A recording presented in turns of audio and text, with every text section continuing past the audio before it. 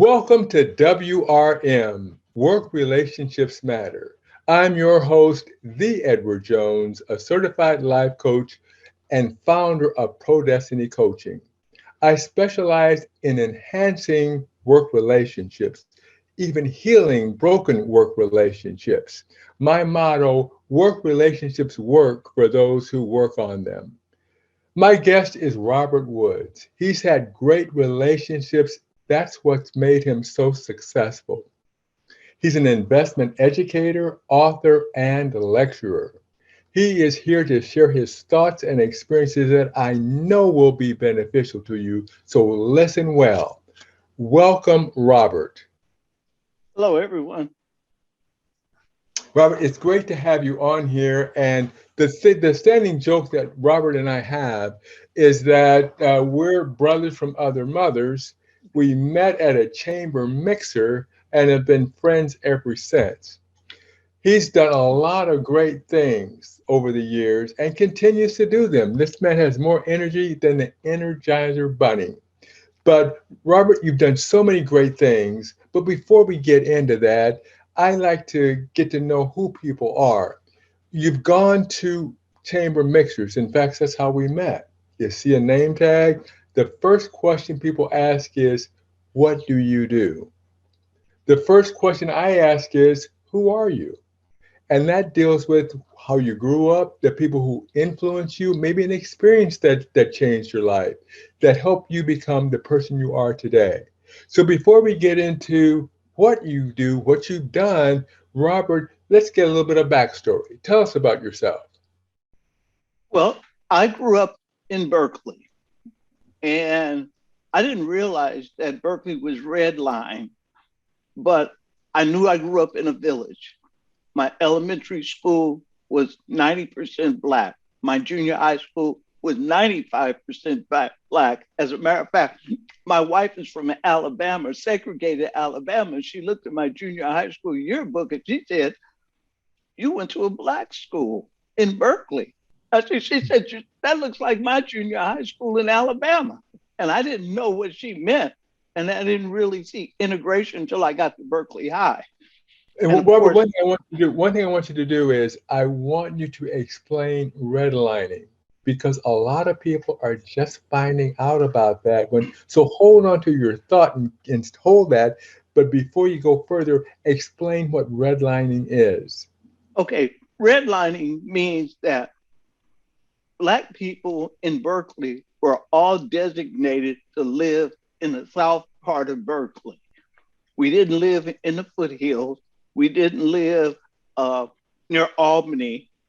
We lived from Grove Street, which is Martin Luther King Boulevard, all the way to the Bay. From University Avenue to Alcatraz, which is the borderline between Berkeley and Oakland. That red line area was designated for Black people.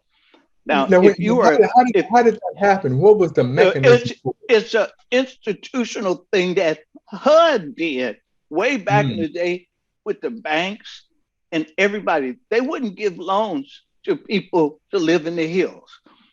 If you want to buy a house, you had to buy out in South Berkeley. If you wanted to buy a house in the hills or in the high end area, you either had to be a doctor or a lawyer, and you had to have a white guy go buy it for you, and then you moved in. And once you moved in, the people said, "Yikes, we got Black people in the neighborhood." But Berkeley, being so liberal, they went, "You know what? That's okay because he's a doctor, he's a lawyer." So that's we were redlined, and we had three junior high schools. We had a white junior high school that was Garfield. We had Burbank, which was Black, and then we had Willard, which was up near the university, and that was a mixed race.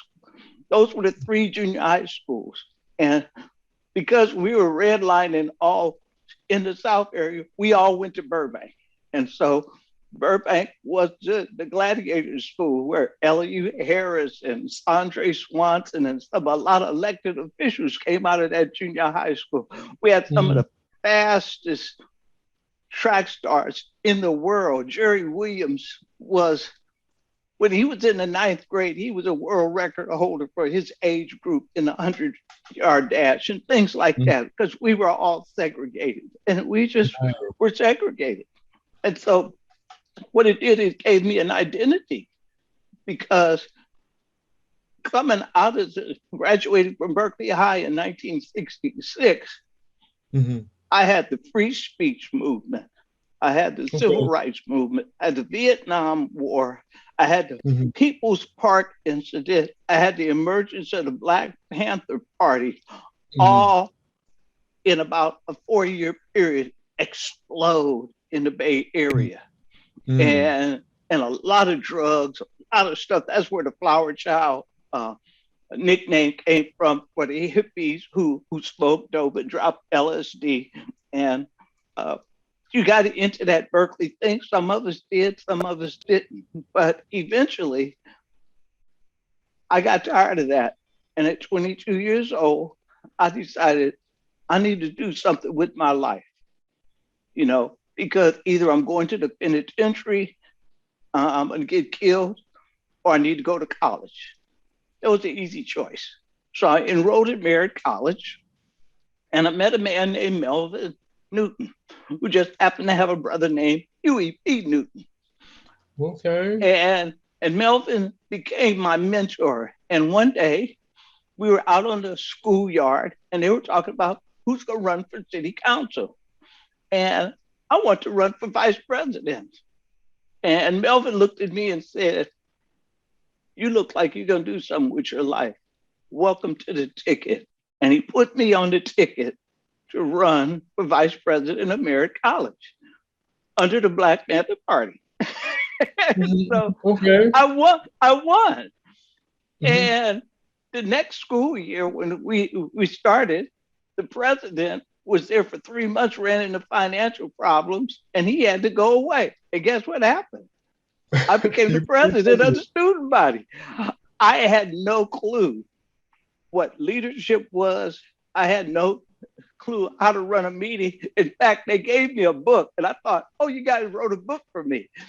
Robert's Rules of Order. And it was a crack up. Because I thought, oh, they wrote a book with my name on it. And so I learned how to run meetings and stuff like that. And then I learned about dealing with other parties because the Black Panther Party, they were they were on the attack all the time. I know they had good stuff, good community programs, but they were attack, and they were combative. And I didn't realize what kind of leader I was. Uh, I still didn't know until I got to UC Davis. So I got transferred. I transferred to UC Davis. And when I transferred to UC Davis, the vice chancellor, well, let me back up. I became president of the BSU because of my affiliation with Merritt College. And everybody said, "You have experience." I was like, yeah, right. I, I became the president of the BSU. So I became the Black man on the UC Davis campus in the early 70s, which was only 180 of us, including the Africans. So Mhm. the, uh, the vice chancellor was Black. And he Mhm. asked me one day, he said, "What do you know about leadership?" And I was like, "I'm 25 years old. I have a clue." He said, and we talked about different people, the people I thought were smart, people who were heavy. And he said, "Let me tell you somebody who's heavy. The president of my Harry, who runs a medical school. Now that's a heavy, not some dude who's working on his doctorate in philosophy." And I was like, "Oh." And he said, "What I want you to do is come see me once a week for 30 to 45 minutes so I could teach you leadership." And he Mhm. taught me how to be a leader because there were issues coming. They wanted, apartheid in South Africa, combining SAT scores with the JPAs. And we had these issues. So we created a Black statewide BSU for the University of California called the BFCCUC. the Black Coordinating Council for the University of California. And we would meet on different UC campuses because there were 9 of us. And every month we would go to a different campus. And Gene Stevenson gave me an allowance where I could travel and go to those meetings. And we were trying to figure out how collectively we could deal with the University of California. And every once in a while, we'd be ready to rip them a new one. And Gene and some of those people would say, slow down, slow your roll, dude. You want to get out of here? You want to graduate? There's a certain line you got to toe. You don't toe this line, you will not graduate. And I said, well, I came here to graduate. So, you know what I did? I became a good guy. Some people said, oh man, you're an Uncle Tom, you're blah, blah, blah, blah, blah. And I realized my leadership style is what you call a democratic style. It's where I look for consensus amongst my groups. But I learned leadership is being a visionary, holding people accountable, learning how to delegate, being an inspiration to those that are around you so they feel what you feel. Those are the things that leaders do. They don't have a desk full of stuff to do. They delegate everything because they are there to lead. They don't tell people what to do, but they talk to people about how they're doing their job, making sure they're doing what is the right thing. And you lead by example. You lead by what you do. And I found that it's really important because people listen to leaders. I didn't realize that people listen to leaders until my students started doing what I told them to do. And then they would come back and say, thank you. Thank you so much for helping me. I mean, some of these people had no clue about the fundamentals of money management, and that's what I taught. And let me interrupt you for a minute here. You mentioned how that associate vice president or associate provost helped you, brought you in 45 minutes at a time, and gave you stuff that helped you to become a leader. Now let's reverse that. How did you instill leadership in those students who came to you? What were the things that you modeled for them? What were the things that you said to them? What I did was I gave them assignments because the classes I taught at UC Davis, well, let me back up. One day I was on campus active as the president of the Black Alumni Association. I moved up into that rank. And I saw students registering for classes on one side of a hall, and on the other side were all the banks. And the banks were handing out credit cards like they were candy. And I thought to myself, wait a minute, you just gave an 18-year-old a $2,000 credit card, and he's just getting away from his mommy and daddy. He don't have a clue. Right then, I knew I had to do something. So I created fiscal fitness through the Black Studies Department because of Gene. He said, well, what do you want to do? I said, well, I think we got to teach money management to these students because they don't know what they're doing. I was so right, because when these kids in April got their credit card statement, 300, 400 credit scores. They maxed out those cards, had no way of paying it back, and was operating out of a hole. And so I started teaching the fundamentals of money management, talking about addressing your priorities, looking at your life.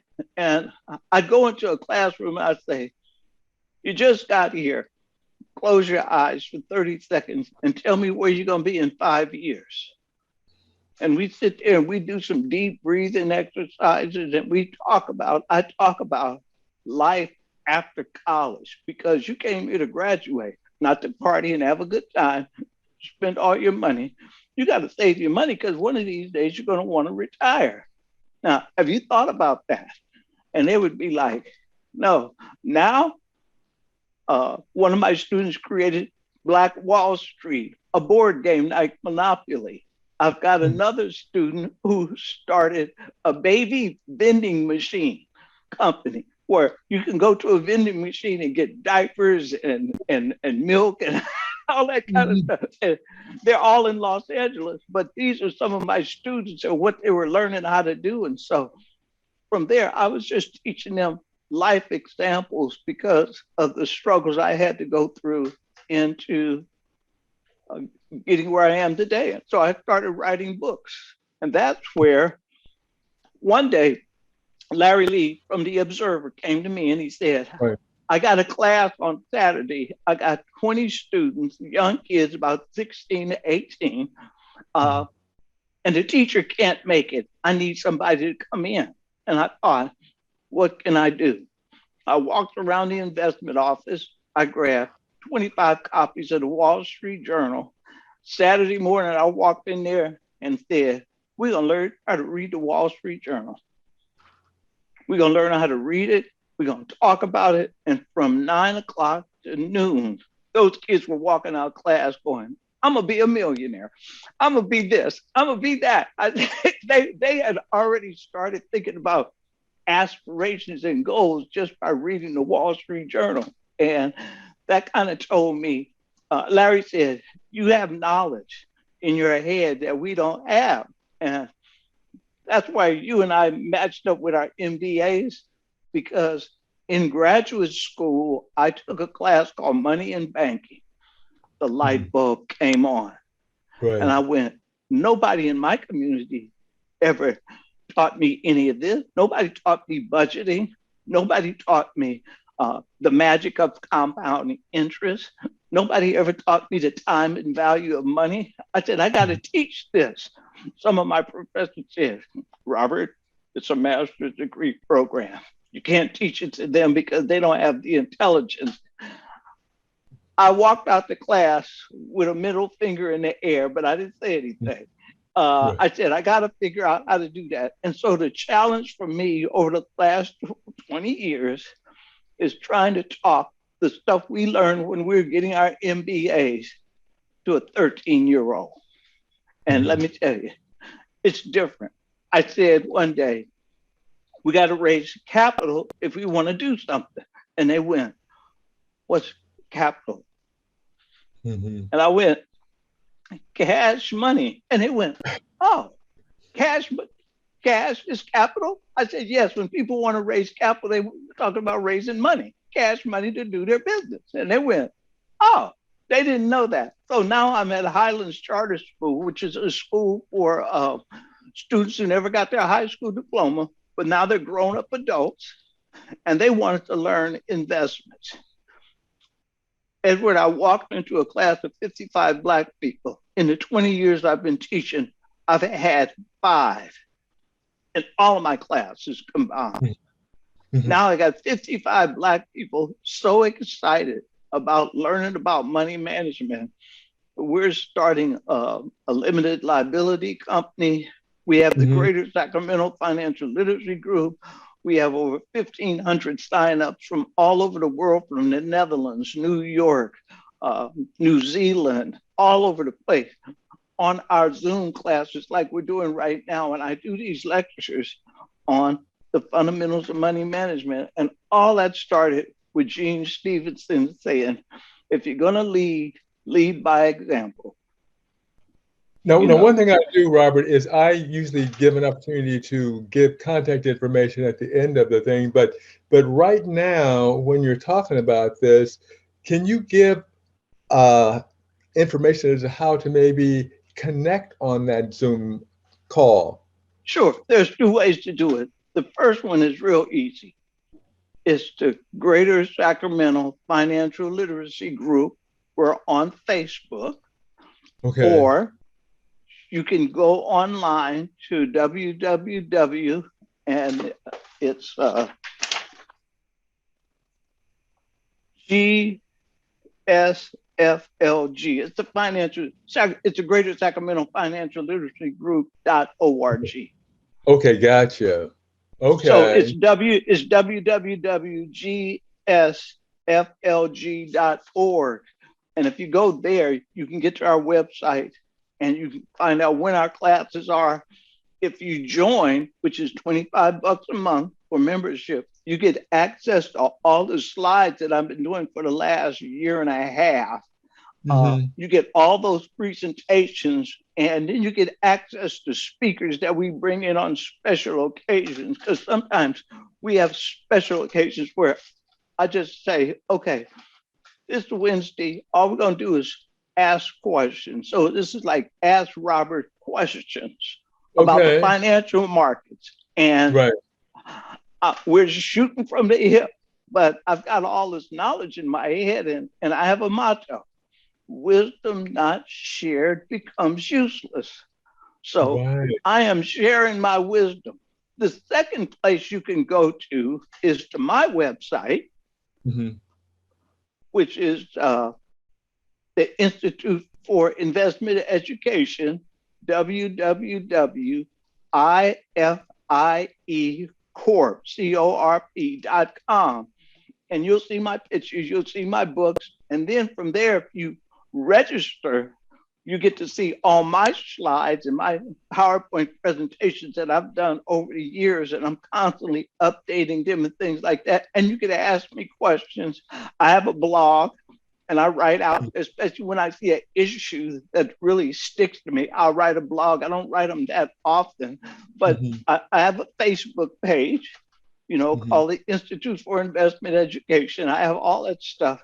And my goal is to teach the community how to have a table discussion with their families. So if you have breakfast, lunch, and dinner, well, that's the way the other folks do it. Do we do that? Do we talk to our kids about finance? I know me and my wife, we do that with our kids, but other people, they don't have a clue. And now they're bringing their kids to the class. The kids are getting more excited than the adults are. So they really want to learn more and more and more. And that's the goal.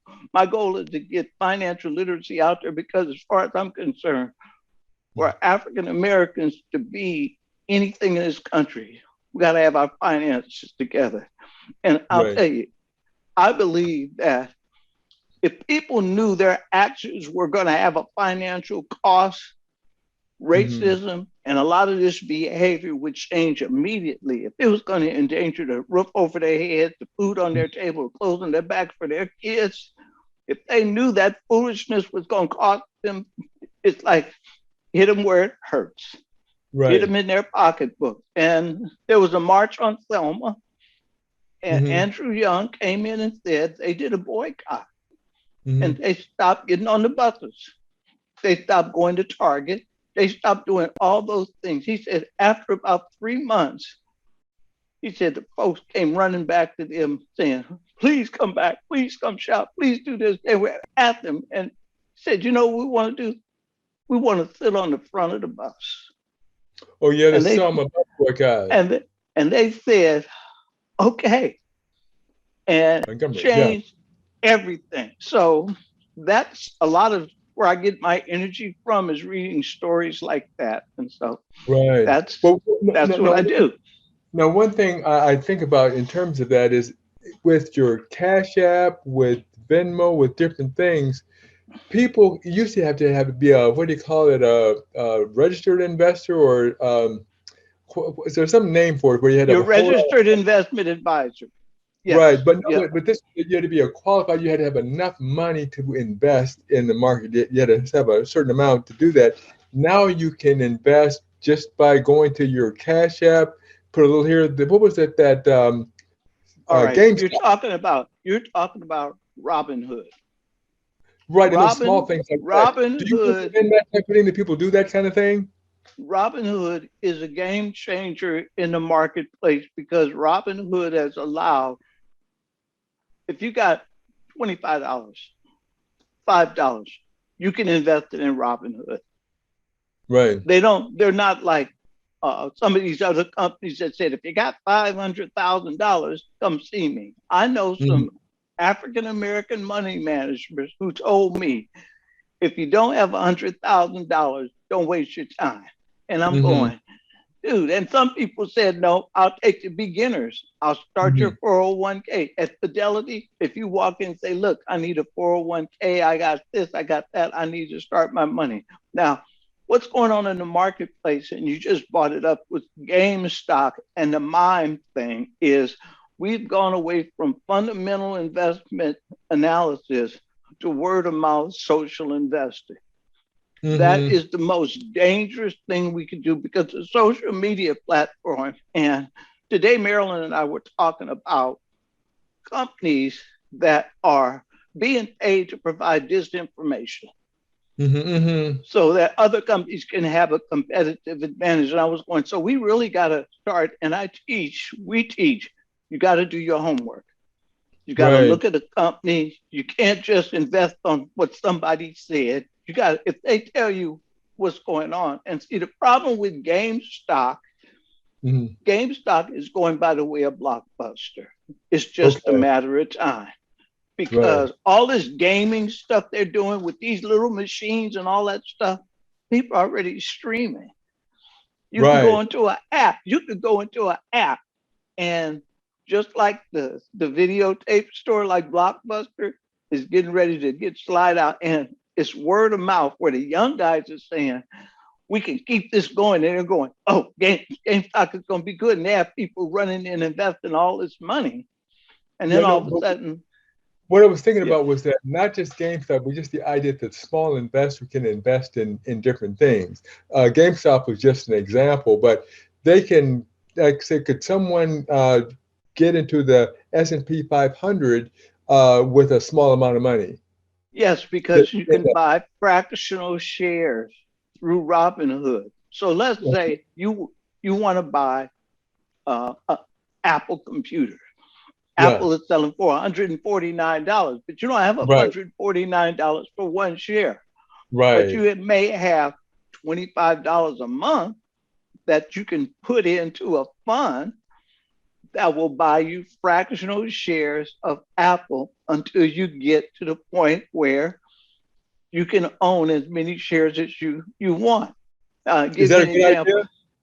It's a great idea because I'll give you an example. General Electric. Everybody said GE is, it's old, it's going out of business. GE is still got a portfolio of companies like Procter and Gamble and Johnson & Johnson have over 260 companies in countries all over the world making their products. They're not going anywhere. They pay dividends on time. I bought a few shares of GE. I got 53 cent dividend. So I started getting dividends, and I only got like $300. And I'm buying like $25 a month because I don't want to buy a whole bunch at one time, but I'm buying solid companies to invest in, companies that are essential. And if the pandemic taught us anything, the pandemic told us buy essential toilet paper, cleansers, disinfectant, those things that household products you use every day. And that's one of the things I teach is people that I don't know what to invest in. I have to walk around your house. Wouldn't it be nice? Invest in you, the stuff you buy. That's good advice. Wouldn't it be nice if you got enough dividends to pay for your Apple Music, your Apple streaming? If you got enough dividends from AT&T, you could pay for your direct TV. You know, if you own Comcast and Comcast paid a dividend, you got enough in dividends where you could pay for that service. Now you're investing in not only do you have a stock that appreciates in value, you have a stock that's paying you to pay your bills, which frees up your income. So now you have more discretionary income. Stuff you're already doing. Now the thing that we've got, Robert, 30 minutes is just about up. So when I look at the one thing that I definitely, this financial literacy thing is your calling. There's no question about that. If there's one last thing that you want our listeners to know, what would that be?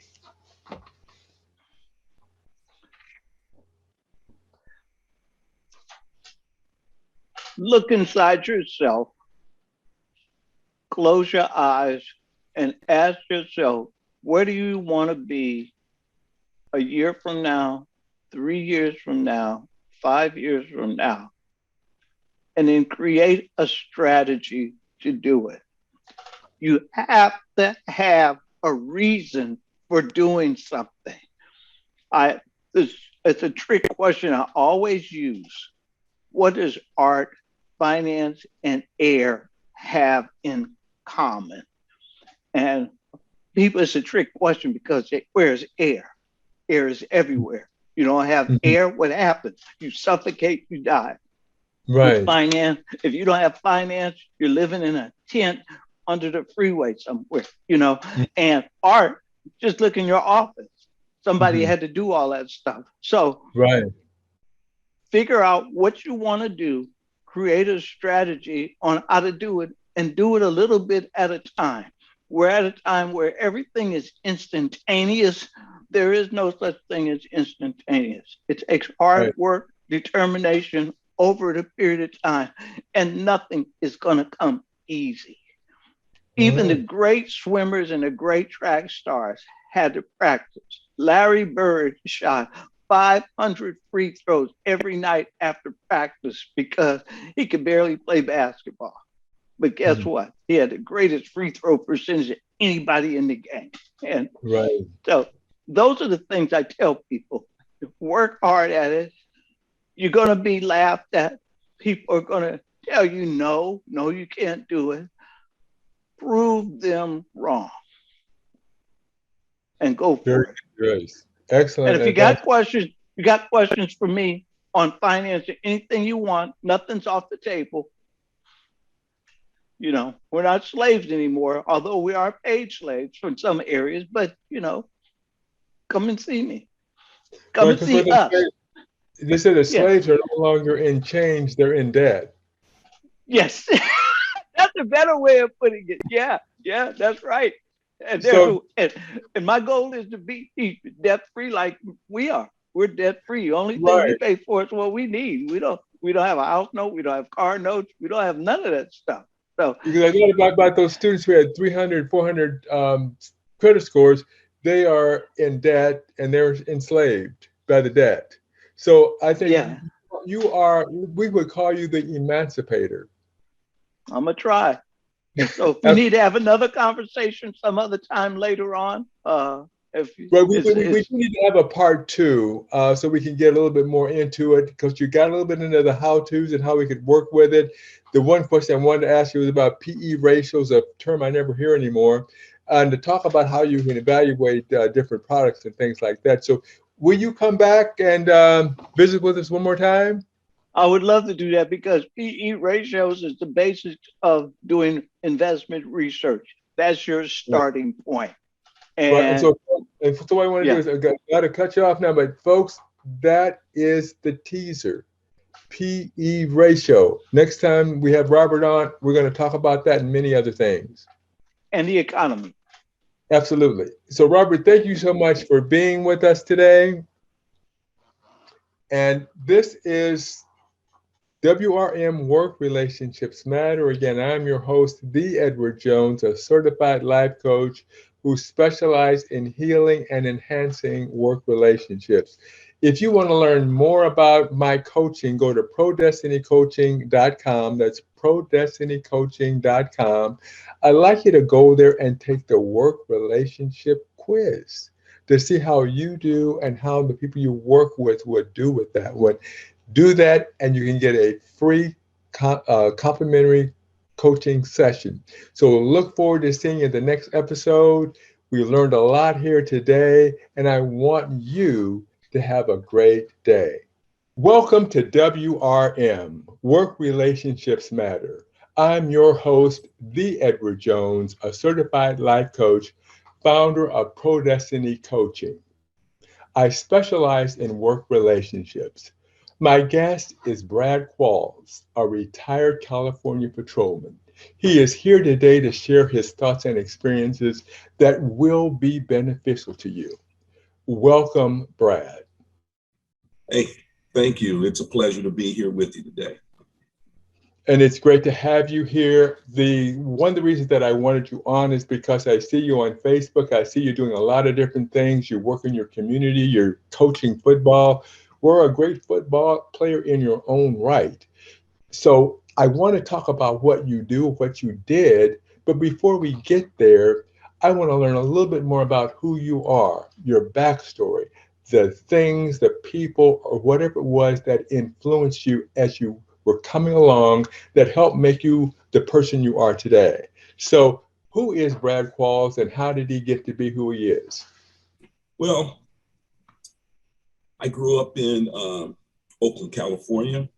My parents divorced when I was very young. It was just my mom and my three brothers. There were four of us. Unfortunately, the youngest brother passed away a few years back. He had become ill, and he passed away a few years back. But anyway, I grew up in a single parent household, and my mom was a very strong individual. She always stressed the importance of education and us going to school and doing the best we could possibly do. She only had a high school education, probably a little bit of college, but my grandfather and his sisters, my great aunts, were big influencers as well. All three of those individuals were college educated. I believe all three of them went to Baylor University in Dallas, Texas. And my grandfather and my two great aunts were really influential in the way we came up, stressing education, stressing being able to function and become productive in your life and being able to support a family and so forth.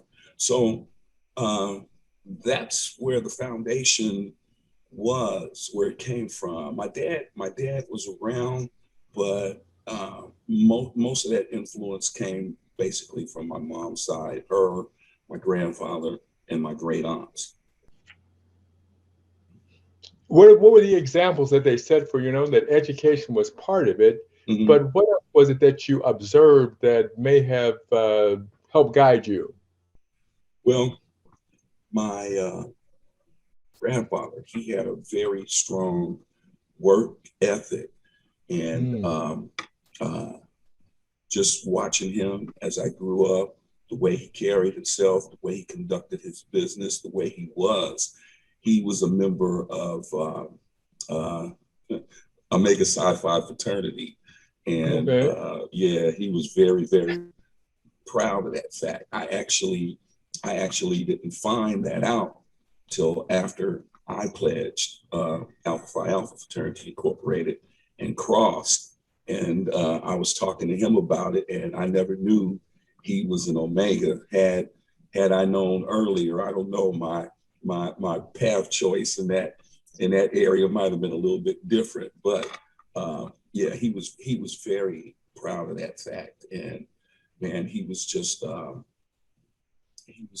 influential in just the things he did, the way he took care of his family coming up. Stories I heard my mom used to tell about them growing up and so forth. He and my grandmother and my great aunts. So those are the two, his sisters. Those are the two that really stressed it as far as education, hey, being able to do the right thing, to raise a family. I mean, they didn't give us a break growing up. I mean, they wanted to know everything. How was your grades? Hey, and they gave it to us straight. You need to do this better. You need to do that better. And then when we did well, they acknowledged that fact as well, as far as being very proud of us. So it was just the examples that all three of them set in their everyday lives that we could see. So yeah, that was huge for me coming up. And it just seems that the role model was an important thing because it's not what people say, it's what Mhm. they do that Exactly. makes a difference. Hmm. And it sounds like having a strong male role model made a big difference. I know the women were there, they're always there, but it's always good to have that strong male role model Yes. since your father wasn't as involved in your life Hmm. as you might have liked him to be. Hmm. Exactly. Exactly. Like I said, I just, my grandfather was probably more of a father figure to me at that particular time coming up, until I actually got involved in, playing, high school football and so forth. And then, my coaches as I came up, they were a huge influence on me as well. So I Right. appreciate everything that they did and what they tried to instill in us. And I try to use that as an example now in my life when I coach young men. I'm a football coach at a local high school here in the Sacramento region, and I've taken a little bit from each one of those individuals coming up, high school coaches, college coaches, and kind of developed my own little style. And so I incorporate that when when I'm involved in coaching kids in football or track. I don't coach track as much as I used to. Right now, it's just mainly football. Now tell me, we're going to get into the education because that was a big Mhm, part of your foundation. mhm. But how did athletics shape you from the time you started playing all the way through coaching? What did that mean to your life? Oh, that was big for me. It probably kept me in check, probably kept me off the streets doing things that maybe some of my friends were doing that wasn't as wasn't as involved in athletics as I was. Um, Football was just man, the whole camaraderie, the whole thing with being out there with your brothers, and I mean, it was just a high for me, and I loved the game. And although I was injured later on uh, in college, and I had to quit playing, I mean, still I don't regret it. I wouldn't have missed it for the world, and if I could do it again, I would. And just because I was injured the way I was, that's unfortunately that happens from time to time. But I would never, ever discourage a kid from playing football or any sport that they were inclined to do. I mean, I think athletics is a huge way to keep you focused, keep you motivated. You have to concentrate on your grades because you have to stay eligible in order to play. Mhm. And when you had coaches like the ones I had in high school and in college, that makes a huge difference, especially when they show that they care and they take an interest in you outside of football as far as Okay. what's going on in your life. Is everything okay at home? How are you doing? When you have somebody like that, it's really, really a good feeling, and it's a motivator knowing that you have somebody outside of your family that actually cares about you.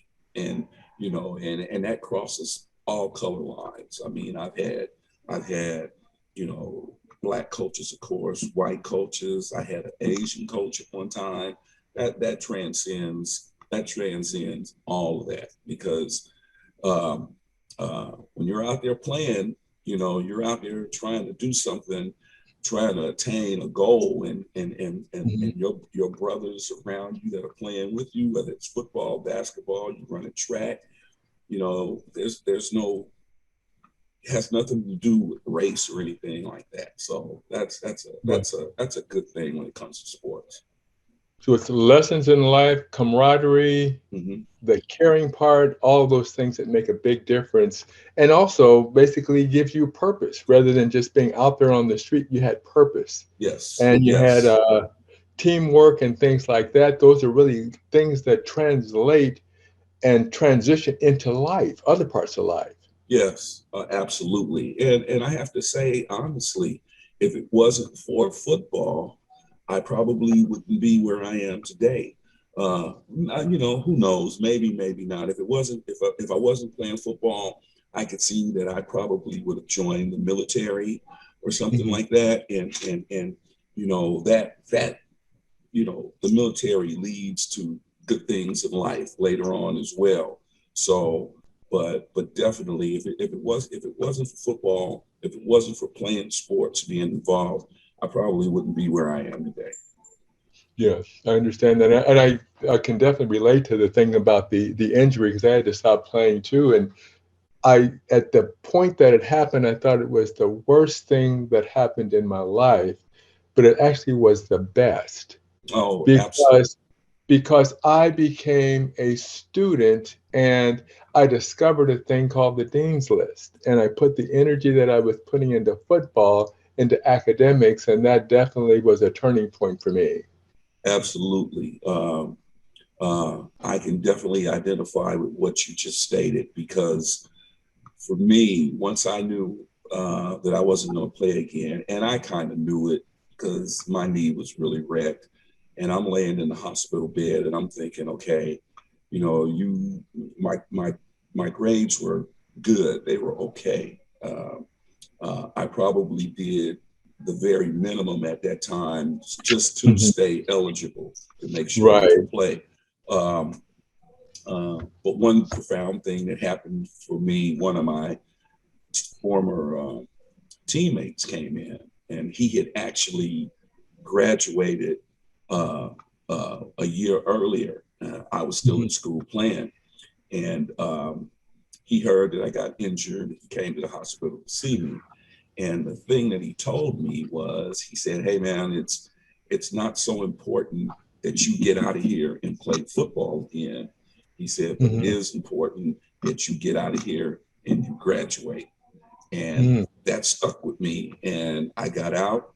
I concentrated on my grades, and uh, still didn't make the dean's list like you did, but my grades did improve, you know, drastically. And I, you know, I became a better student. Yeah. It's great. So with academics, so you that improved at that point. So where did you go to college, and what was that experience like? Okay. Actually, out of high school, I was fortunate enough. I received an athletic scholarship for football to the Mhm. University of Arizona. I got there. I was a little immature, you know, and I ended up leaving. I came home, uh, went to Contra Costa Junior College in Mhm. Richmond or San Pablo, California. Had some success there, had great success there. And I was lucky enough to earn another scholarship. And I attended the University of Pacific, called UOP, for, you know, short version.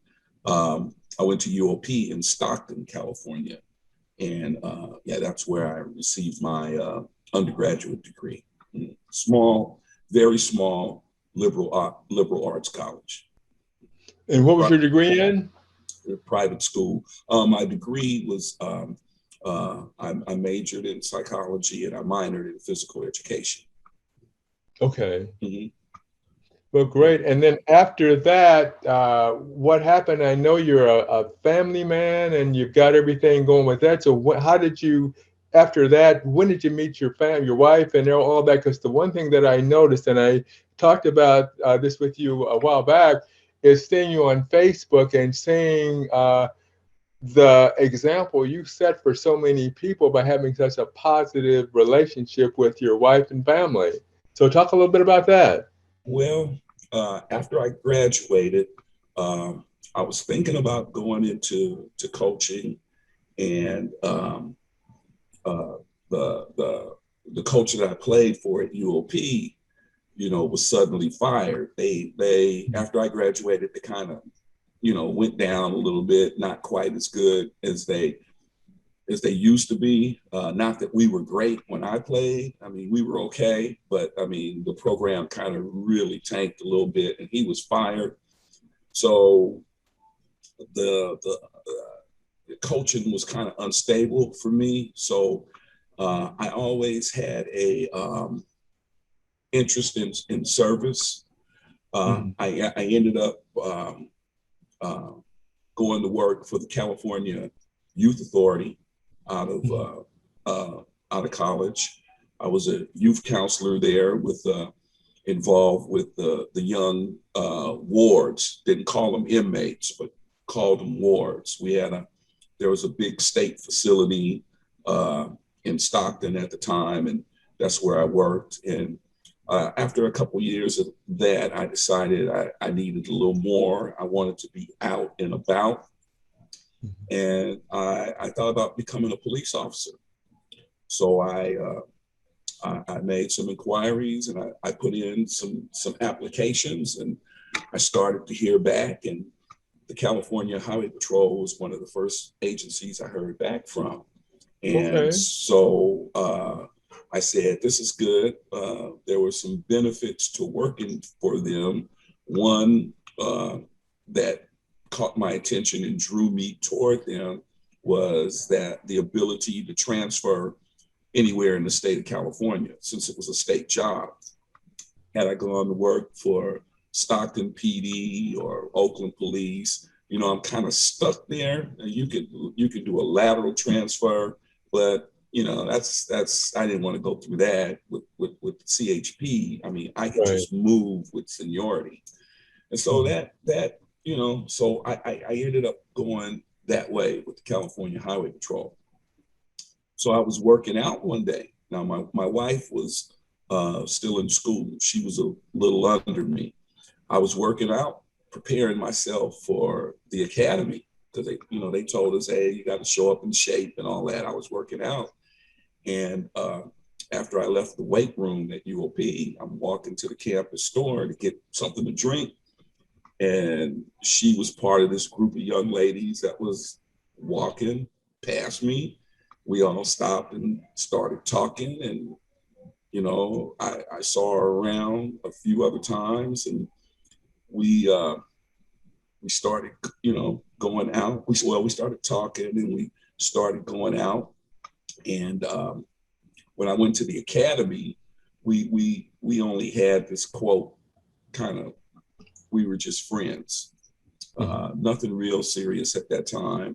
But then during my first couple of weeks in the academy, we had weekends off. The academy was a situation where it was live-in. We had to be there Monday through Friday, 24 hours, day and night, and they'd let us go on the weekends.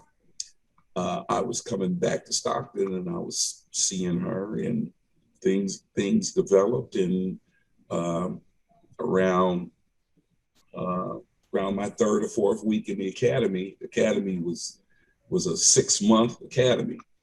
Around my third week there, we became official. So she was with me just about from the very beginning. And I have to say, the support that she gave me made it a lot easier to go through that situation. The Highway Patrol is a paramilitary police organization, and the academy is structured that way. So after you're there for a week and it's time to go, boy, you're ready to get out of there. And just being able to go and spend time with her and unwind and get ready for Monday was huge for me. And if it wasn't for her, it would have been a lot tougher to make it through that academy. I would have made it, but being with her made it a lot easier.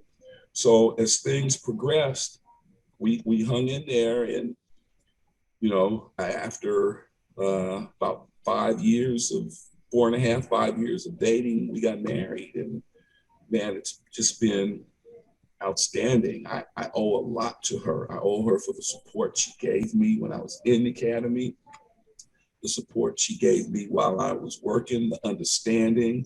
As a new officer, man, I had to work nights, I had to work weekends, I had to work holidays. And, she understood that. She understood what she was getting into. And then, man, somewhere during that time, I had gotten sick. I had gotten ill. I had an infection, and at one point I wasn't responding to the treatment, and man, it got kind of bad, and Right. but I eventually came out of it, and I made a promise to myself that whatever time I do have left on this earth, man, I am gonna just show how much I love and appreciate her. And, and that's what I've done. Sometimes what I do on Facebook, when I lift her up, sometimes I wonder if I'm doing too much, but it's always been positive. Like, you've given me positive feedback on it, and a lot of other people have. And we will have been married 35 years this coming August 16th. And yeah, I'm just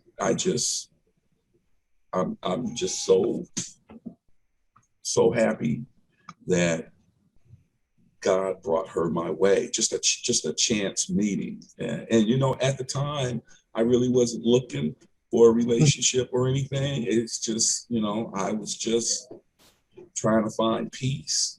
I was just looking forward to starting this new career. And quite frankly, I thought I was going to meet someone in LA, because they kept telling us that the majority of a graduating class starts in the Los Angeles metropolitan area. Mm-hmm. So I thought my future with someone was in LA. I thought I was going to meet someone there, but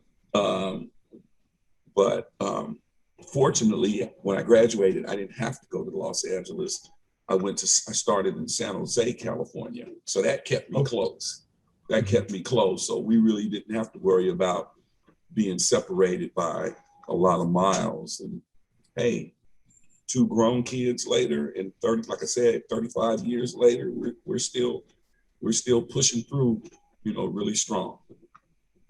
And the folks that I say, folks, that just seeing Alyssa and Brad on Facebook is just heartwarming. So when you look at that, I don't know if you were soulmates or there are things that you do to keep the music playing. So I don't know what it is, but it's definitely magical, folks. So if you see these people on Facebook, it really will be encouraging and will be a great example for those in relationships and how they support each other.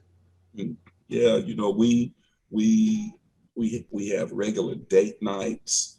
We have regular times where we get away, especially now that we have, empty nesters.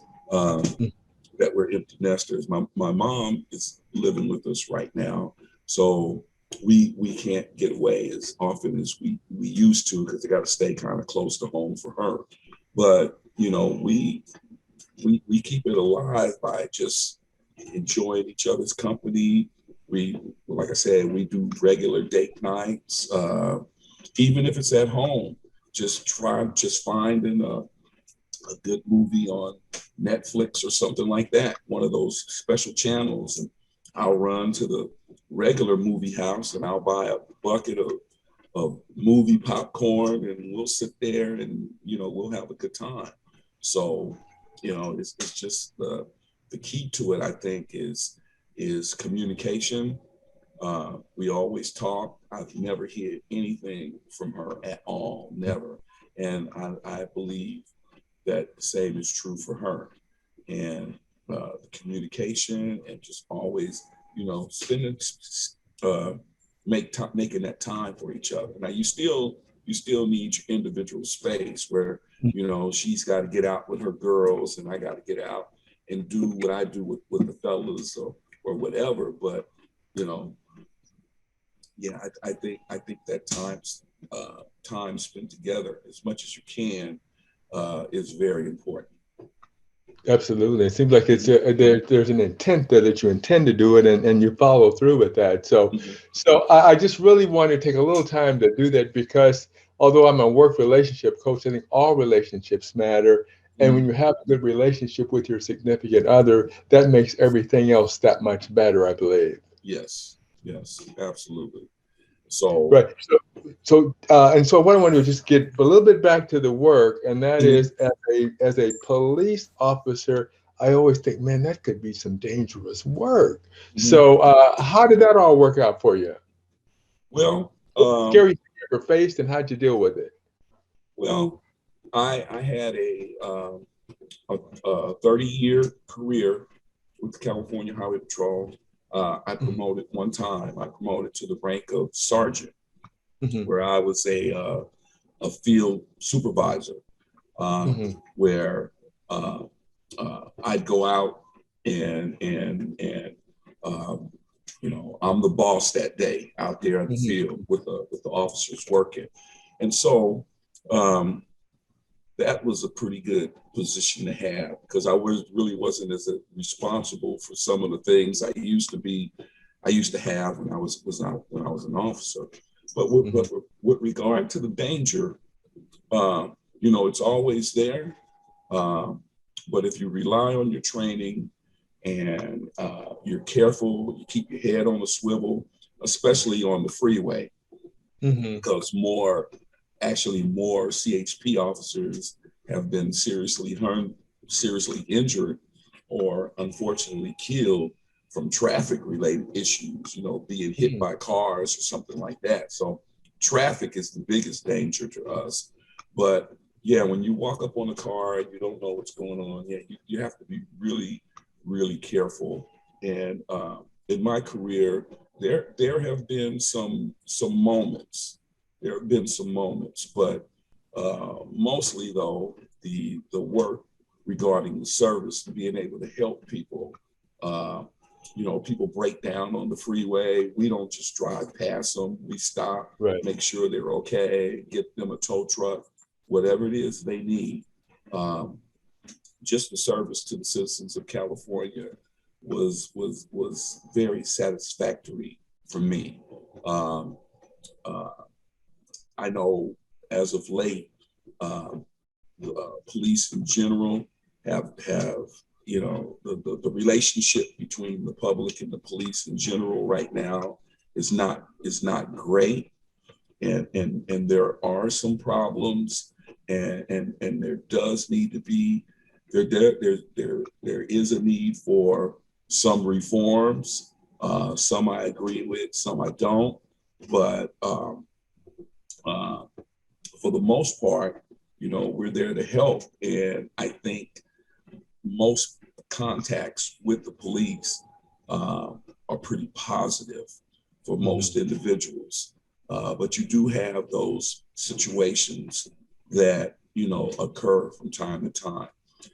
I'm more worried about my sons who are grown men right now just being hurt by some random act of violence out there, more so than being stopped by the police, because I've taught them, I've talked to them with regards of what they should do when they're stopped.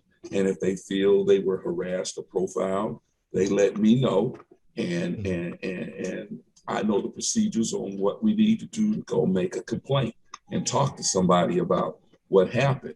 But my boys know what to do. And so um, yeah, I do worry about them, but I'm not as concerned as maybe some other parents might be, because uh, I know that they know what to do, and I know that there really isn't roaming bands of police officers out there looking to kill, to kill an African American male.